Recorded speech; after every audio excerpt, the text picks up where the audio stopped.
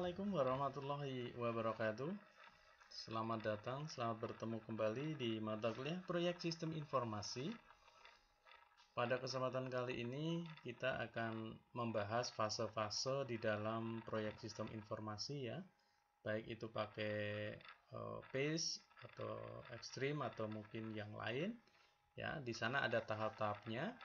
Saya akan mulai dari tahap yang pertama, yaitu tahap atau fase inisialisasi proyek ya. Kalian sudah mendapatkan slide ini di pertemuan yang lalu. Pada kesempatan ini kita bahas bersama-sama. Oke. Tahap fase inisialisasi ya, tadi inisialisasi proyek di sini. Jadi bagaimana sebuah proyek ini bisa kita ambil ya. Kemarin kalian sudah presentasi proposal dan ya lumayan lah, tapi ya belum mengena kelihatannya ya.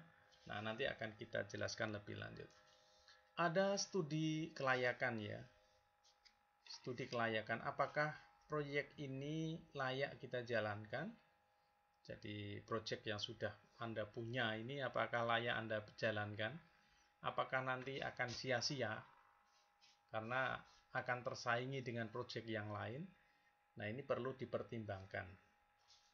Karena kemarin memang pada pengambilan judul studi kelayakan ini tidak saya berikan kepada Anda supaya selanjutnya Anda tahu bahwa setelah Anda buat di sini ternyata oh percuma ya kalau saya buat dan tidak berguna begitu. Oke. Ini adalah studi kelayakan project atau feasibility study ya, project feasibility study. Apa saja sih yang perlu dipertimbangkan? Pertama adalah kita harus melihat antara needs dan wants. Apa sih perbedaannya needs dan wants di sini?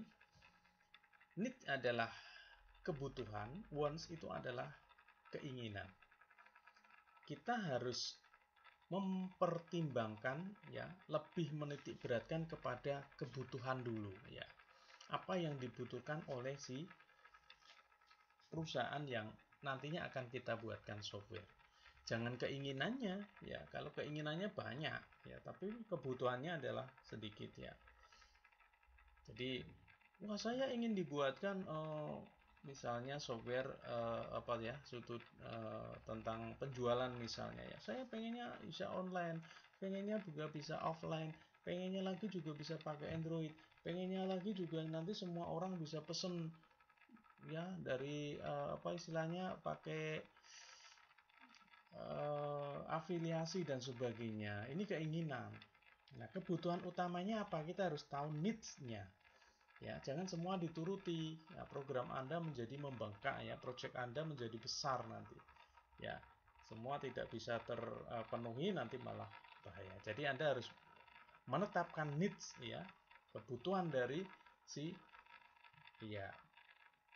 perusahaan. Oke. Antara needs dan wants ya. Kemudian scope dokumen ya. Ini juga penting sekali. Dokumen-dokumen apa yang perlu nantinya dipersiapkan di dalam pembangunan sebuah proyek. Ini juga masuk di tahap inisialisasi proyek ya. Apa ada dokumen yang master ya, ada dokumen yang induk ya, atau master tadi ada dokumen cadangan, ada dokumen transaksi ya, ada dokumen sebagai formulir dan sebagainya. Laporan juga sama. Itu juga penting sekali, kita harus tahu ruang lingkupnya. Maka di dalam analisa dan perancangan ya, flow of dokumen ini penting. Ya, Anda masih ingat ya, dulu di analisa dan perancangan sistem ada pembuatan flow of document. Oke. Next ya, kita lanjutkan. Tidak kalah pentingnya adalah menyusun tim. Tapi proyek ini kan untuk satu orang, Pak. Saya nggak punya tim, ini bagaimana? Ya. Nah, Anda harus bisa sudah menyiapkan nama-nama personil, nah dan bagian-bagian pekerjaannya. Seperti yang sudah dibuat di Work ya, breakdown struktur atau WBS. Walaupun Anda buat sendiri Jadi nanti kalau ada personilnya, ini sudah tinggal meletakkan si personilnya saja. Penyusunan tim di sini sangat penting sekali, ya. Kita harus bekerja di dalam tim, ya, tidak bekerja sendiri. Oke. Lebih penting lagi adalah manajemen risiko. Kita harus tahu beberapa poin penting di dalam project kita. Ada risiko yang nantinya bakal muncul, ya. Risiko yang paling besar adalah kegagalan project, ya. Risiko kehilangan tim, ya. Risiko kekurangan dokumen, ya. Risiko desain yang kurang sesuai, risiko permintaan, ya, tadi need dan want, tadi permintaan dari perusahaan yang berpindah-pindah, ini juga merupakan risiko. Belum risiko tentang dana, tentang waktu dan sebagainya. Ini kita harus bisa memanajemen risiko. Oke, next ya. Ya, kemarin kalian sudah melakukan presentasi proposal proyek yang Anda miliki, ya. Tapi presentasi Anda ini kurang nyes gitu ya, kurang bisa meyakinkan si perusahaan. Jadi masih setengah-setengah proposalnya, ya, presentasi proposalnya. Harusnya bisa mempresentasikan, ya, hampir sama kebutuhan Anda, seperti misalnya ini ya. Ini mengajak menikah kan itu ya. Ini adalah sebuah proposal, ya. Bagaimana ini? Jadi proposal Anda ini jalan sendiri ke sana, maka harus bisa mewakili diri Anda, bisa menjelaskan secara detail. Ya. Nah, setelah dipresentasikan apa yang Anda buat kemarin, silahkan bisa diperbaiki. Poin-poin yang tidak penting silahkan dikurangi. Poin penting yang inti, ya, harus dimasukkan. Ini bisa memilah-milah saya kira, ya. Ya. Oke, ya. Jadi di project Anda, di PowerPoint Anda ini silahkan diperbaiki kalau ada kekurangan, ya. Kira-kira kurang tepat, ya, atau kurang komplit, atau mungkin penjelasannya, ya, terlalu bertele-tele. Nah, ini tidak perlu, ya. Atau tidak mengena di dalam judulnya. Lah, ini kan aneh kan itu, ya. Judulnya tentang pembuatan sistem, ya, yang diulas tentang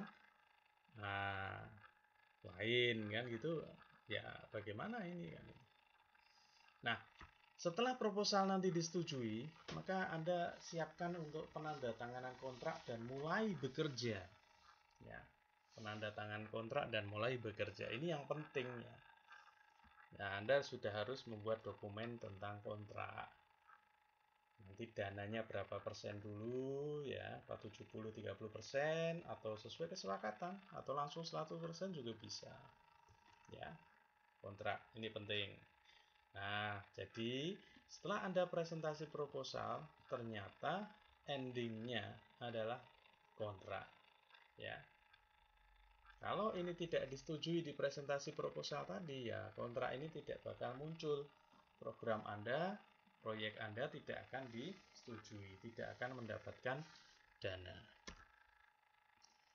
Nah, ini beberapa teori, saya kira sudah ada penjelasan secara umum di depan, ya.